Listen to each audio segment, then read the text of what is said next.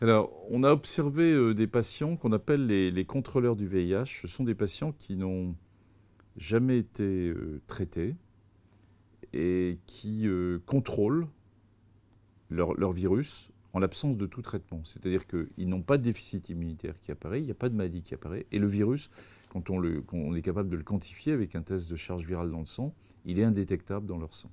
On appelle ça les contrôleurs du VIH. Ça représente moins de 0,2% de tous les patients VIH.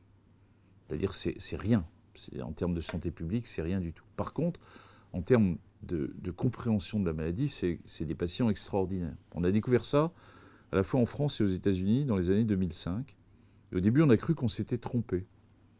Et en fait, que ces patients n'étaient même pas séropositifs. Si, ils sont bien séropositifs. On arrive finalement à trouver leur virus quand on stimule beaucoup, mais ils ont trouvé en eux-mêmes une capacité à contrôler. Et il y avait 3 hypothèses. Est-ce qu'ils avaient un virus particulier? Non. Est-ce qu'ils contrôlaient parce qu'ils avaient une réponse particulière? La réponse est oui. Et est-ce qu'ils avaient des attitudes socio-comportementales particulières ou non? Et la réponse est non. On trouve ça chez des hommes, chez des femmes, chez des blancs, chez des noirs, chez des enfants, quel que soit le mécanisme de transmission. Alors ça nous a beaucoup intéressés. Ces patients sont devenus une sorte de cobayes, mais avec bien sûr leur accord. Hein. Pour essayer de comprendre qu'est-ce qui se passait.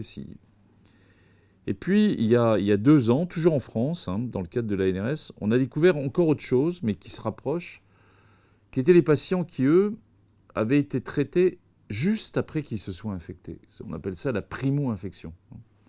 Ils avaient eu des signes, ils avaient eu de la fièvre, des ganglions, et le médecin avait débuté un traitement tout de suite dans les semaines qui avaient suivi. Ils avaient été traités pendant 3-4 ans, puis après ils en avaient eu marre de leur traitement, c'était lourd à prendre, etc. C'est des jeunes, bon. Et ils ont décidé d'arrêter. Et en arrêtant, on s'est aperçu qu'il y avait un petit pourcentage de ces patients qui contrôlaient le virus. Alors ce n'était pas 0,2%, là c'est quelques pourcents. C'est 5-6% des patients traités post-primo. On appelle ça des post-treatment controllers, puisque c'est les contrôleurs, mais après un traitement.